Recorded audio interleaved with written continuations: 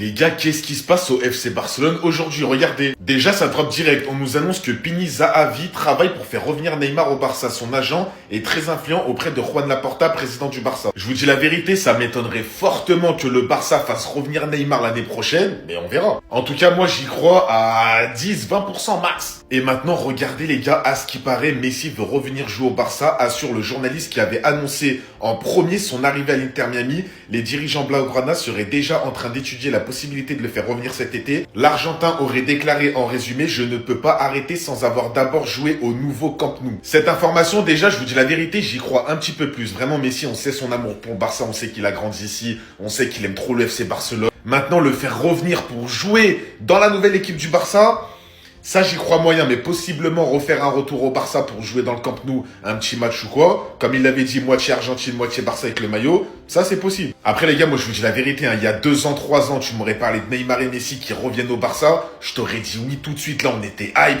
ils étaient encore vraiment très chauds, très en forme. Mais là en 2025, faire revenir Neymar et Messi, je suis pas sûr que ce soit une bonne idée les gars, dites-moi ce que vous en pensez en commentaire, bye bye.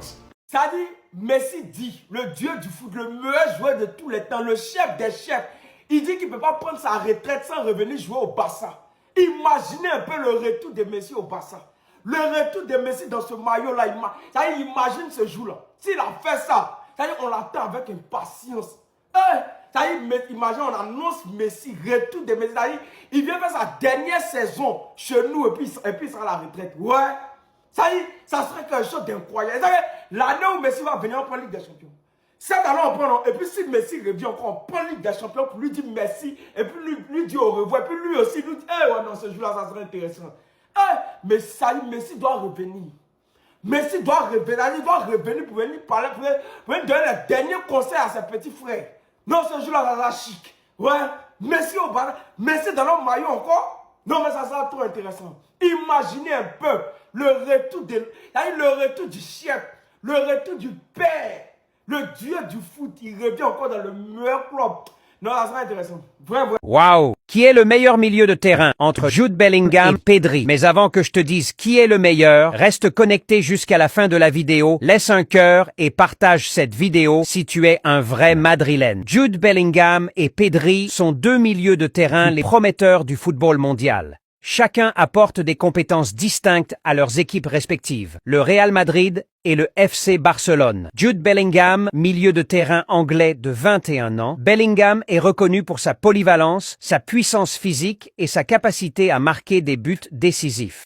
Tandis que l'Espagnol de 22 ans, Pedri est apprécié pour sa vision du jeu exceptionnelle, sa précision dans les passes et sa capacité à contrôler le rythme du jeu. 19 buts et 6 passes décisives en 25,7 matchs. Bellingham est aujourd'hui l'un des meilleurs. Et enfin, une bonne nouvelle vient de tomber au Barça. C'est le sourire aux lèvres. Le Barça est de retour, la règle du 1 pour 1. Dani Olmo et Pau Victor sont enfin enregistrés. Le club catalan était en difficulté pour s'inscrire 2 de ses joueurs pour la deuxième moitié de la saison en Liga. Dani Olmo et Pau Victor. Aucun fan ne passera cette vidéo sans jeter des cœurs pour les dirigeants du Barça. Le Barça a avancé avec précaution dans le dossier de Dani Olmo, alors que le club catalan s'est vu refuser l'inscription de son international espagnol pour la seconde partie de saison. Joan Laporta a étudié les différentes options pour y remédier. Laporta a conclu un accord. Est-ce que ce serait la guerre entre Benzema et Cristiano? Hier, lors d'une interview, on a demandé à Benzema qui était le meilleur joueur de l'histoire pour lui. Il a dit, je cite, pour moi le meilleur c'est Ronaldo le Brésilien. Maintenant, on l'a interrogé sur les propos de Cristiano Ronaldo quand il a dit que pour lui, il était le meilleur joueur de l'histoire parce qu'il était le plus complet. Écoutez la réponse de Benzema. Chacun a le droit de dire ce qu'il veut. Si Cristiano pense qu'il est le meilleur de l'histoire, c'est son avis et c'est qu'il l'est.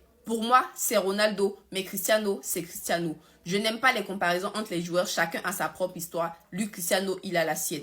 Moi, j'ai l'impression que Benzema est en train de dire de manière subtile que Cristiano Ronaldo pense qu'il est le meilleur seulement dans sa tête. Mais ces déclarations ne s'arrêtent pas là. Ensuite, on lui a demandé quel était selon lui le critère sur lequel on devrait se baser pour juger les meilleurs joueurs chaque saison. Il a dit, pour moi, ce sont les trophées. Ensuite, on lui a demandé qui est le meilleur joueur de tous les temps. Écoutez sa réponse. Le joueur avec le plus de trophées dans l'histoire du football. Sauf si tu es inculte, tu dois savoir que le joueur qui a le plus de trophées dans l'histoire du football, c'est Messi. Donc pour lui, Ronaldo n'est pas le GOAT. Trahison pour les fans de Ronaldo. Est-ce que Benzema dit pas ça parce qu'il a été frustré par les récentes déclarations de Ronaldo quand on lui a demandé entre Mbappé et Benzema qui était le meilleur et que Cristiano a répondu Mbappé? Ensuite, le fait qu'il n'ait pas félicité pour son ballon d'or. Franchement, Cristiano, il est grillé. Tout ça, ça nous fait nous poser des questions. En tout cas, Benzema, si tu penses que Messi est le GOAT, bienvenue au club. Tu as enfin été délivré. Victoire! Vengeance acte 1 effectué avec succès. Et si Las Palmas, vous êtes les premiers sur la liste. Ensuite, on va s'occuper de tous ceux qui nous ont gagné au match aller. Ah, Seigneur. Dans cette équipe-là, un jour, ils vont nous donner des arrêts cardiaques. Ils vont nous donner des arrêts cardiaques. On savait qu'on se déplaçait à Las Palmas, ça n'allait pas être facile. Parce qu'ils nous ont gagné au match aller 2-1. Mais nous, on voulait prendre notre revanche. Aujourd'hui, on avait porté notre maillot noir. Quand on porte notre maillot noir, ça veut dire c'est ton funérail. C'est ton funérail. Même si on joue chez toi, même si on joue au pôle Nord, si on t'attrape, on te frappe correctement.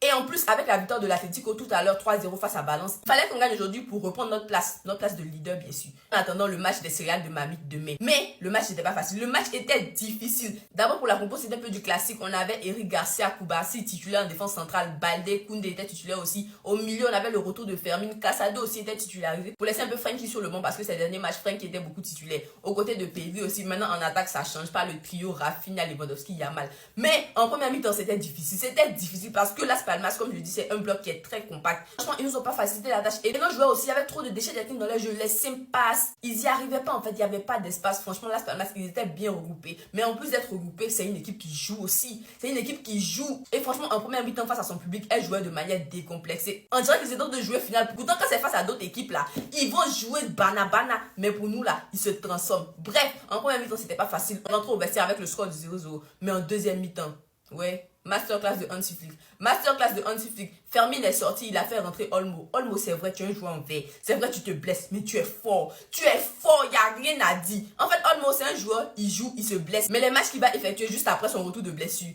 on peut lui donner le ballon d'or à cause de ça, tellement il est boosté. Franchement, c'est un game changer. C'est un game changer et quand il est rentré, purée, il est trop fort le gars. Dans les petits espaces, c'est son champ, c'est son travail. Il connaît. D'ailleurs, pour marquer le premier but, il a fait un enchaînement dans la surface, dans un petit carré comme ça, sur une magnifique passe de Lamine. Oh Seigneur, 1-0, il a mis boulet. Ensuite, le Shaq. Je dis Ferran Torres là, il va finir ballon d'or bientôt. Hein. Mbappé, faut te méfier. Oh Ferran, il me surprend. T'as dit le gars, il a les contrôles de base, tout le monde, ça peut te donner arrêt cardiaque. Mais il réussit toujours à marquer. Aujourd'hui encore, il a marqué le 2-0 et il nous a évité beaucoup de choses. Dans le temps additionnel, Las Palmas, c'était en train de nous mettre la pression. C'était pas facile. Ils ont failli faire combine aussi pour donner un penalty façon alors qu'il y avait hors-jeu. On vous voit. Bonne opération en tout cas parce qu'on récupère les 3 points, on récupère la première place et en attendant les matchs des céréales de Mamite demain, on s'installe bien. Quel que soit les résultats, ça va rien changer parce que à la différence de but, on est devant Vizcaya Barça. Vamos!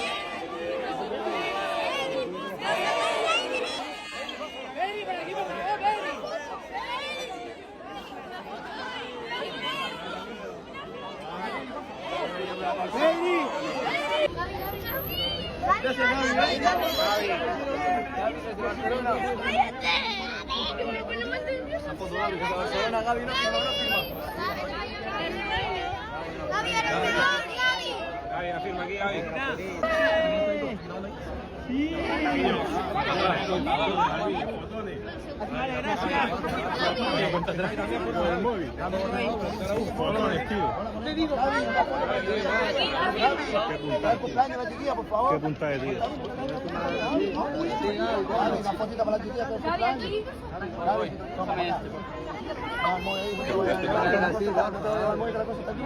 Le retour de la Ligue des Champions. D'abord, il y avait dit quelque chose. Les équipes qui jouent barrage de Ligue des Champions, un côté, dégagé. Nous, on entend parler de personnes déjà qualifiées. Nous, on est deuxième, on ne parle pas des gens qui sont 20e. Je ne connais pas qui est 20e, mais je ne parle pas des 20e. Nous, on parle de personnes qualifiées. Benfica, aujourd'hui, vous allez vivre ça. Ça, c'est clair. Ça, c'est bien clair. Parce qu'on a fait nul contre Retafe. Donc, actuellement, là, on est nerveux comme ça. Vous devez savoir qu'on a déjà gagné le match. Le match est déjà plié. Ça, c'est déjà clair. Maintenant, Benfica doit choisir le score qu'on doit les donner. Il doit choisir à partir de 3. Parce que nous, on gagne à partir de 3. On fait plaisir. On va monter plaisir. Pour dire, aujourd'hui, là, on prend nos 18 points, on sécurise d'abord les 18 points et puis on avance. Benfica va vivre ça. Il a regardé un peu le visage de mes joueurs, c'est pas bon. Non, c'est pas bon. Pour aujourd'hui, là, c'est méchant, mais pour aujourd'hui, là, c'est très mauvais. Si Benfica n'a rien pris dans ce match, c'est 5. C'est pas du jeu. De toute façon, c'est quoi? Ça y est, Pression, on a mis ces bêtises là. C'est même pression, on a mis ces Benfica. Ça dit, on torturait Benfica. Ça dit, serrer le coup de Benfica en grand amusement. Aujourd'hui là, je vous ai dit, je ne parle pas aux équipes qui jouent par la Ligue des Champions. On a parlé entre personnes qualifiées. Aujourd'hui là, Benfica va vivre ça. Biga, Barça. Barça. Barça. Barça. Même Benfica.